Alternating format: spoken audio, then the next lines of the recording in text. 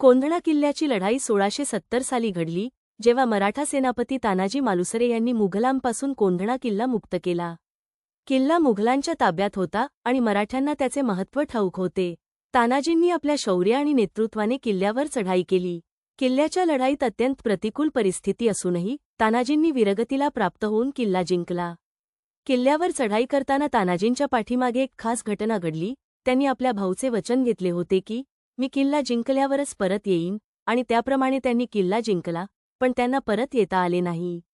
तानाजींच्या शौर्याची आणि निष्ठेची गाथा इतकी मोठी होती की छत्रपती शिवाजी महाराजांनी शोक व्यक्त करत गड आला पण सिंह गेला असे म्हटले.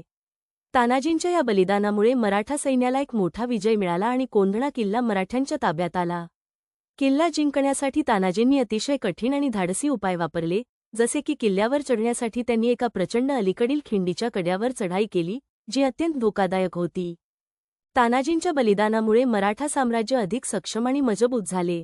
ते आजही मराठा इतिहासात एक अमर नायक म्हणून ओळखले जातात.